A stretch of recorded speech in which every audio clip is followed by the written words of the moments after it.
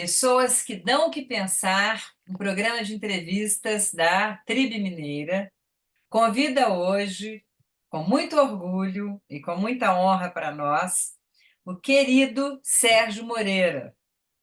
Sérgio Moreira é compositor, é mineiro de Teoflotone, também conhecida como Tchotchó, mas tem as suas raízes em Nanuque.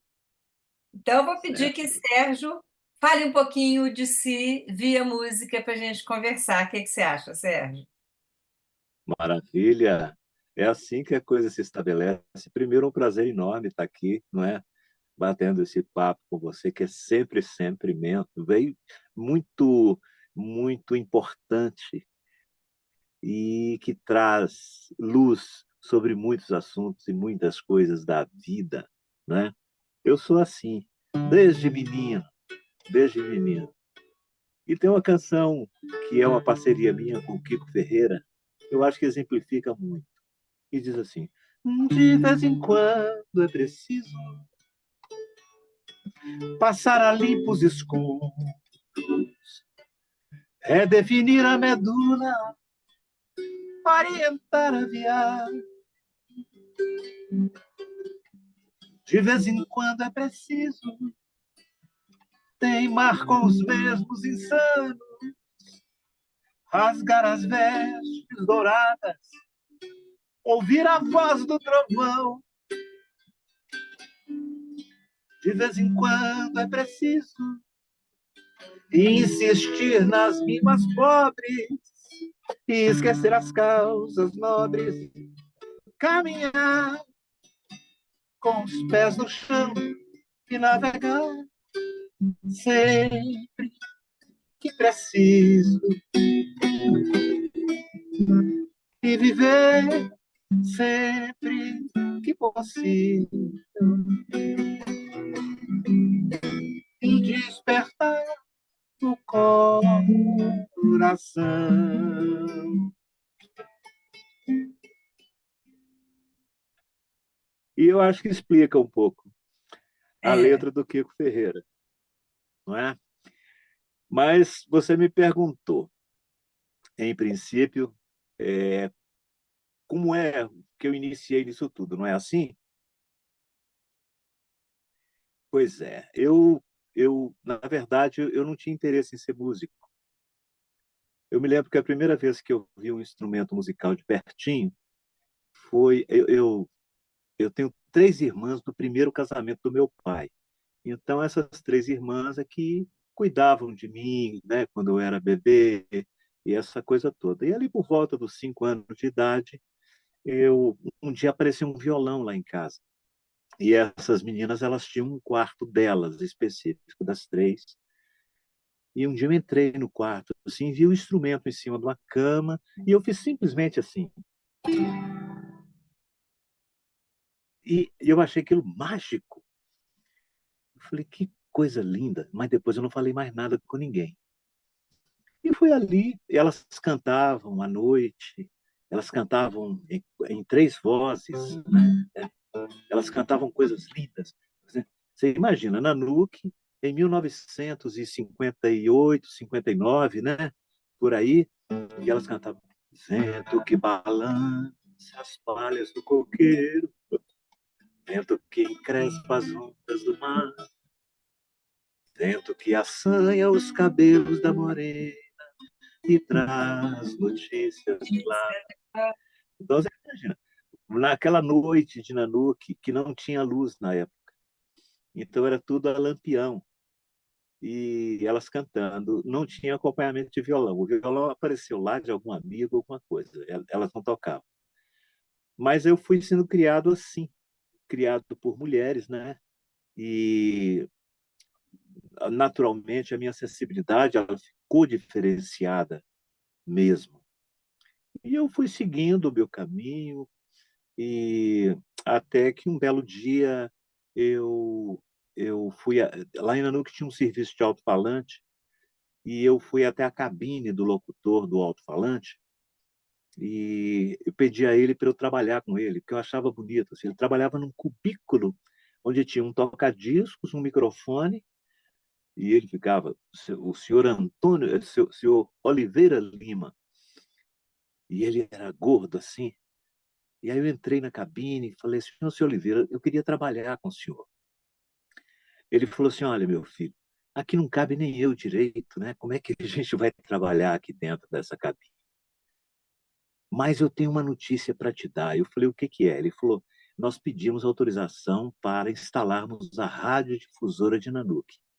E quando nós estivermos operacionais, eu certamente vou te chamar para trabalhar conosco. E não deu outra. Cerca assim de uns 6 meses depois, ele foi lá em casa, chamou a minha mãe e falou, dona Valda, o seu filho pediu para trabalhar comigo e a rádio já está em experimental. Então hoje eu vou levá-lo lá para ele conhecer o equipamento e a parte operacional da rádio e tal. E Você lá tinha fui quantos eu. anos, Sérgio? Eu estava com 13. Aí eu já tinha 13 anos. E aí eu fui lá para a rádio e era uma maravilha, né? Quando eu vi aqueles toca-discos, quando eu vi tudo aquilo, né? Para mim parecia uma mágica. Aí ele me sentou na mesa de som e falou: Olha, você vai ser operador de áudio. Eu mal sabia o que era aquilo. Aliás, eu não sabia mesmo.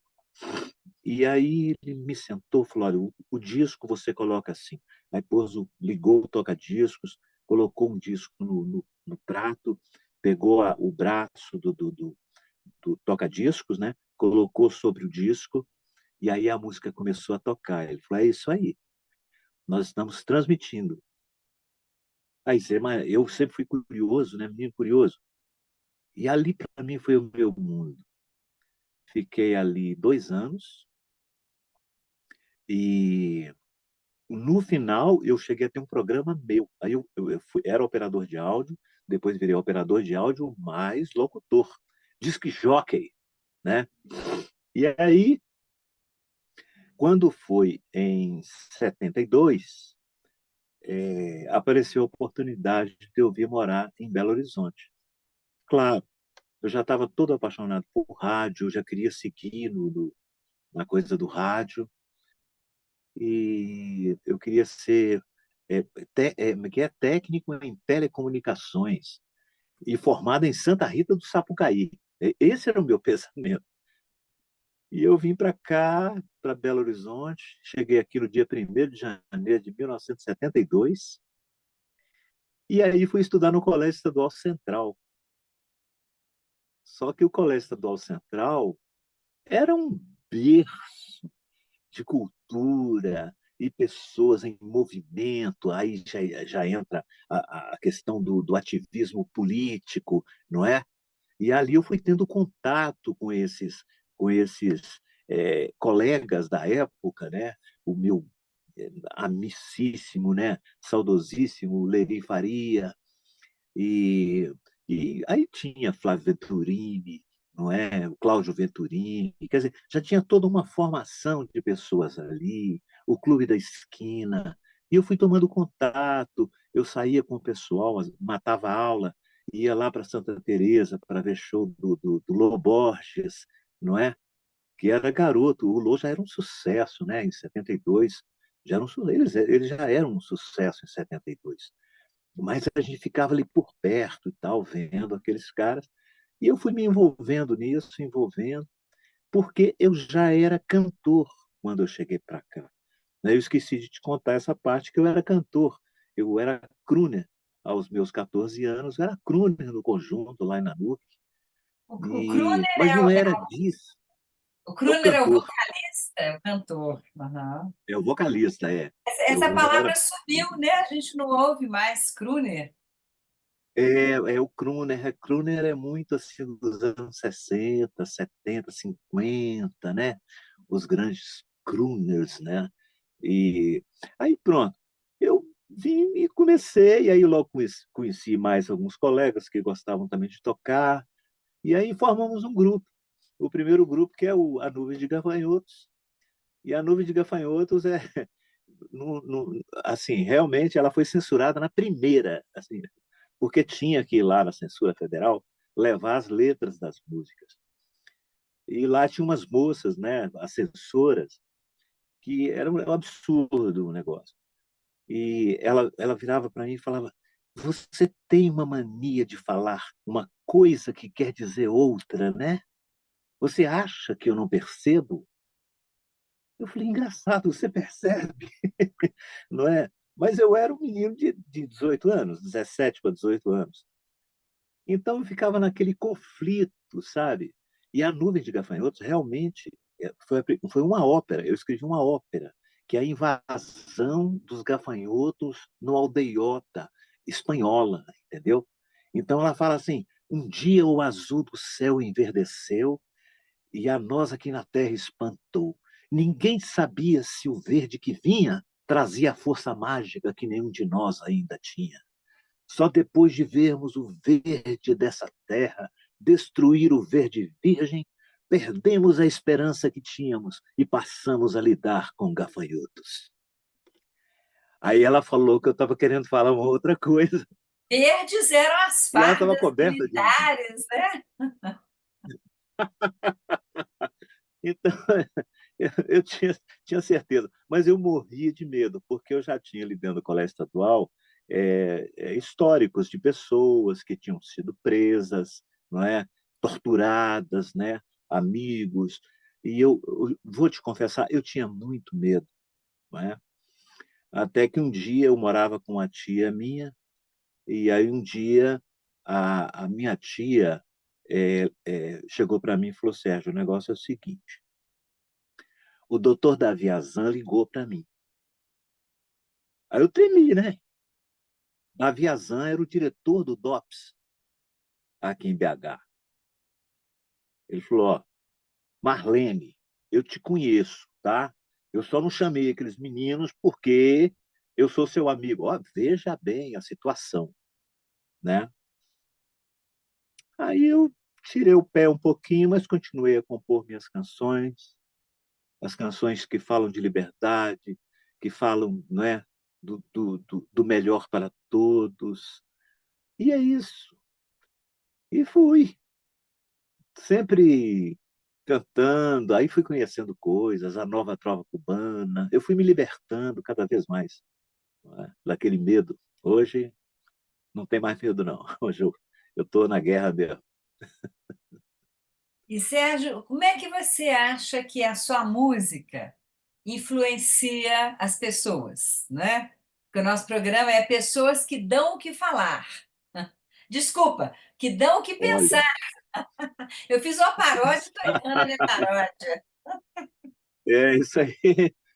Olha, eu nunca fiz a música assim, eu vou fazer essa aqui para causar esse tipo de pensamento, um ou outro.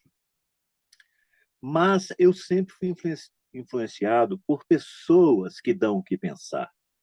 Então, por exemplo, eu tenho o número um, que é o Sérgio Sampaio.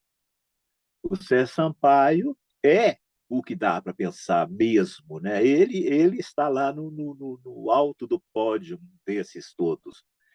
E tem Jorge Maltner, né? Torquato Neto. Aí você vai fazendo o seu emaranhado e com as informações que você vai tendo ao longo da vida, você começa a puxar o fio do novelo. Eu acho que o pensamento é o novelo, não é? E o conhecimento é a força que puxa o fio. Então você vai puxando, puxando, puxando, e você vai descobrindo coisas. Essa é a grandeza da educação, essa é a grandeza da informação. E como eu sempre fui muito curioso, eu sou daqueles assim, quando era menino, eu agachava na rua para pegar um pedaço de papel de revista caído no chão para eu ler, para ver o que tinha ali. Então, eu fui conhecendo coisas através disso. Uma vez eu achei uma revista Time, e essa revista Time, toda em inglês, e eu nem imaginava que era inglês. Eu ficava olhando aqui e tal.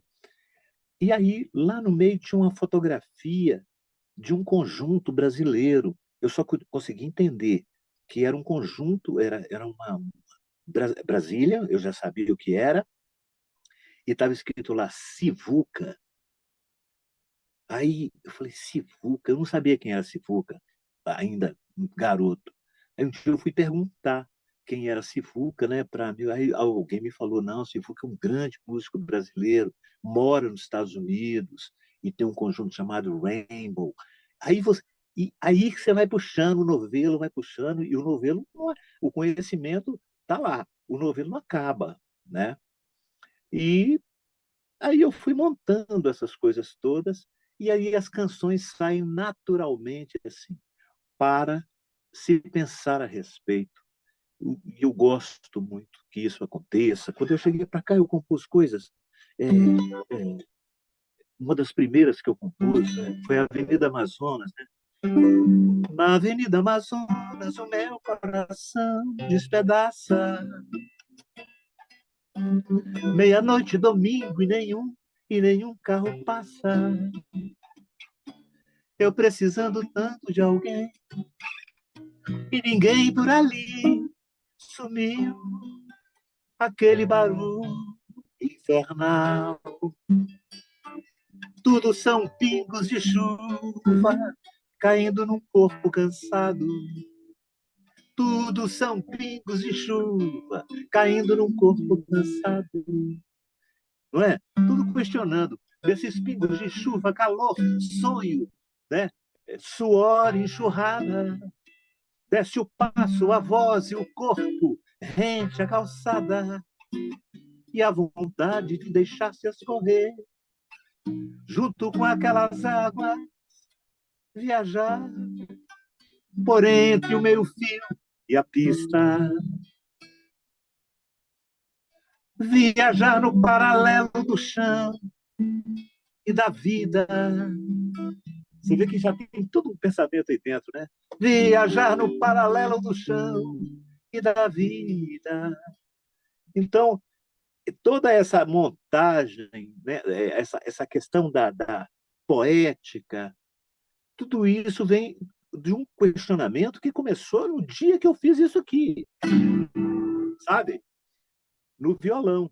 Mas eu tive a graça de ter pessoas com pensamentos progressistas, sabe, ao meu lado, as minhas professoras, né? E Eulâmpia Glafira e Colipsa. Eulâmpia é minha grande amiga até hoje. Eulâmpia, um beijo e obrigado por tudo. Tinha a dona Wanda. A dona Wanda, é, ela, lá ali no segundo ano primário, terceiro ano primário, segundo ano primário, ela ensinando conjugar verbos, né? E um dia ela pediu que eu conjugasse o verbo criar. Aí eu conjuguei. Eu falei, no presente indicativo. Aí eu falei, eu crio, tu crias, ele cria, nós criamos, vós criais, eles criam. Aí ela virou e falou assim, tá vendo, filho? Você acabou de recitar um poema. Olha, isso é um privilégio, né? Recitar um poema. Aí não deu outra. No meu primeiro disco, eu fiz uma música, exatamente onde a base é um coro cantando. Eu crio, tu crias, ele cria. Nós criamos, nós criais, eles criam, né? Canto essa música, canto essa mágica. Canto essa música, canta essa mágica, prossegue plim, plim. Faço essa música, digo essa mágica, nananana. Posso ser músico, posso ser nada, mas sou matéria. E o meu. Aí eu vou esquecer. Mas é interessante. Entra lá no Spotify, gente, que tá lá, Sérgio Moreira, viu? E ouve lá o primeiro álbum do Sérgio Moreira, que é tudo assim, tudo nesse contexto. Mas eu tenho que ser movido assim por algum impacto. É sempre impacto. Quando eu cheguei para cá, para sobreviver, eu naturalmente fui trabalhar, tive outros trabalhos é, formais, né? Trabalhei na cooperativa de consumo do DRR e depois trabalhei como vendedor de disco, né? Fui funcionário de loja de disco, que ali é o meu universo maravilhoso. Mas na década de 70, eu trabalhei como operador de áudio, já vindo com aquela carga de conhecimento que eu tinha tido na Rádio Difusora de Nanuque. Eu fui trabalhar numa empresa de som e ali a minha vida também sofreu uma grande transformação, porque eu fui operador de áudio de Lô Borges, Beto Guedes, Wagner Tiso, é, é, ô, gente, tanta gente. E os daqui de Belo Horizonte também, não é? Melão, Leri. Eu era o operador de áudio. Aí um dia me escalaram para fazer um concerto lá no Palácio das Artes. E eu fui para lá como operador, né? E quando chegou era um show do Astor Piazzolla. Eu fiquei tão emocionado que eu não sabia o que dizer. E ele era muito engraçado, assim, o Piazzolla. Ele brincou muito comigo, né? Eu era garotão mesmo. E ele brincava muito comigo. Mas eu vi aquele concerto de maneira emocionada. Aí eu fui para casa, na época eu morava no bairro São Francisco. Eu fui para casa e aí eu compus. Ele tem, o Piazzolla tem na obra dele tem uma peça chamada Libertango, que é uma obra-prima, é maravilhoso. E eu cheguei em casa, falei assim, eu vou compor um tango também. Aí eu fiz um tango chamado Liberdade, não é? E que dizia assim, que diz assim: claro como um brilho de estrela, brilho tal que o vil metal tem medo, sonho de todo cantor ou tocador que cedo conhece a deusa que ao beijar lhe morre com as presas frias finas de um acorde, a mão erguida acima da cabeça, o grito agudo vindo das canções mais fortes, encaminhado à dona da estátua. Quero saber, diga-me, senhora, qual medusa transformou em pedra, né? Então, tudo isso foi juntando, vai juntando na cabeça, aí você também vai amadurecendo e você consegue, de maneira mais eloquente, né, estabelecer os seus parâmetros aí mais profissionais, né? Pronto, eu acho que esse é o caminho.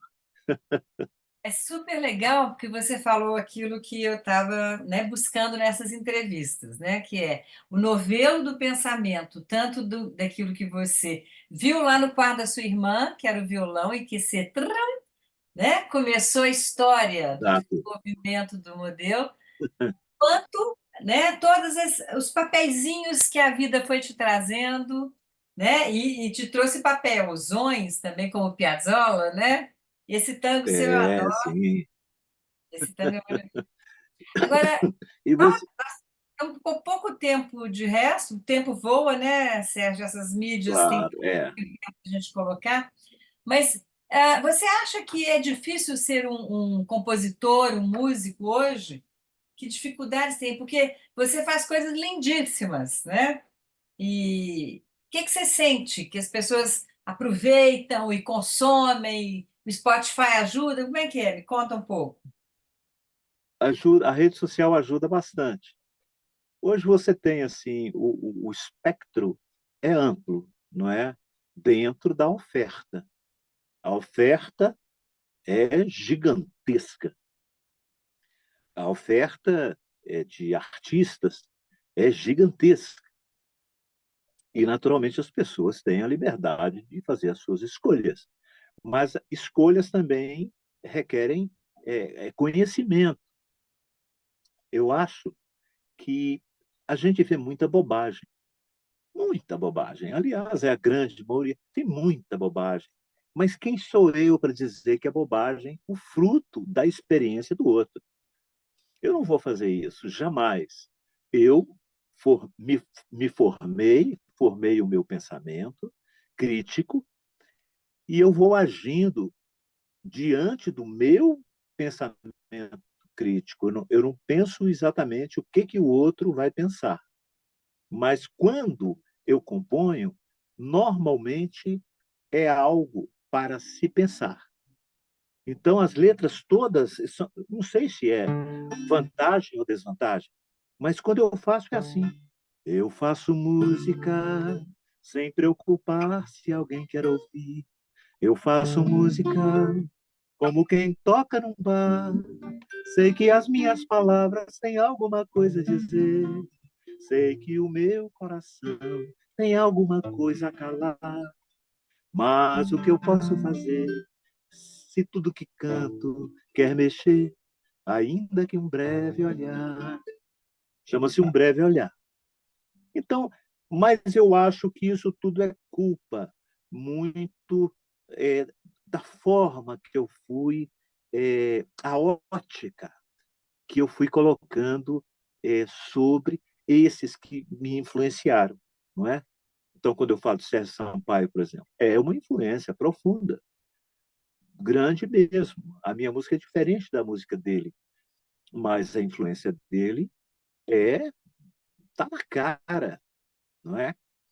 E outros, a gente vai tendo professores que eu tive, pessoas que gostavam de poesia. Eu tinha um professor de português que o mundo dele era poesia pura, não é? E ele e eu levava coisas para ele, e ele ficava feliz. Isso no colégio estadual, ele ficava muito feliz quando acontecia. Eu falava, professor, eu fiz um trabalho, não é? E eu gostaria que o senhor avaliasse. Então, ele não aplicava exatamente provas para mim. Eu ia levando coisas para ele, eu ia criando pauta para as aulas, né? Isso na terceira série ginasial, né, que tinha. E ele ficava muito feliz, né? Uma vez eu levei um duo de flauta e violão só para tocar música barroca. E ele estava, na época, passando ali pelo clima barroco. Eu falei, ó, vou trazer um negócio bacana aqui para o senhor, para emoldurar a sua aula e tudo mais. Aí eu levei dois amigos meus, flauta e violão, tocando barroco. Esse cara, ele ficava assim, porque o professor adora quando você tem, acho eu, um aluno que está dentro do conceito, daquilo que ele quer passar. Eu acho que é aí que se faz realmente, aí que fecha o círculo, o grande círculo, né? É A minha mãe, identificação, né? Você está falando é, isso, o nosso conceito para isso em psicanálise é identificação. Eu tive um sim, aluno que, numa disciplina muito específica, né, de psicoterapia de crise, ele me entregou uma ah, prova em poesia concreta. E eu olhei e falei, e ele é, inclusive, hoje ele é psicólogo, tem uma grande clínica e é o sim, artista que fez essa logomarca para nós, é o Sinésio Bastos Filho, ou seja, o pensamento, mas o olha só, professor, né, Sérgio, tem que estar também aberto a esse criar, né? com certeza. Enquanto você estava É. falando A minha mãe, das bobagens, porque o nosso tempo está terminando, eu vou ter que cortar, sim, mas quando você estava vamos, falando das músicas que são uma bobagem, que eu concordo plenamente, eu fiquei pensando no conceito de arte, né? Que é aquilo que sobrevive aos tempos. A gente tem um monte com de coisa certeza. que é apresentada e que desaparece, né?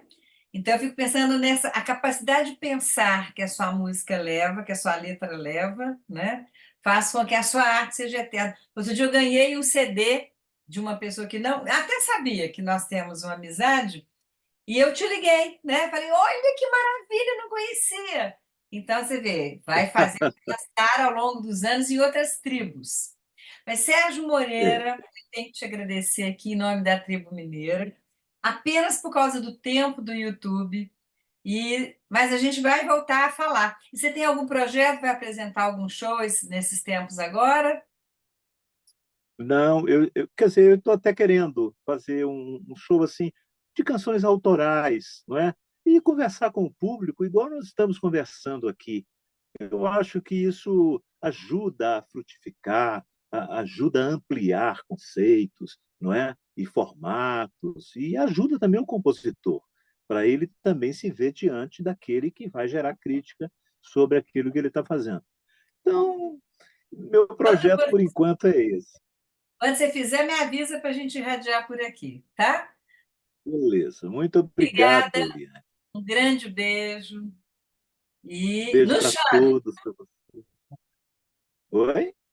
nos chame, nos Beijo. convide. Oh, com certeza, com certeza. Muito obrigado, gente, viu? Bom, Vamos nessa. Eu sou vamos assim. É em até a frente. próxima. Beijo grande. Tchau, beijo.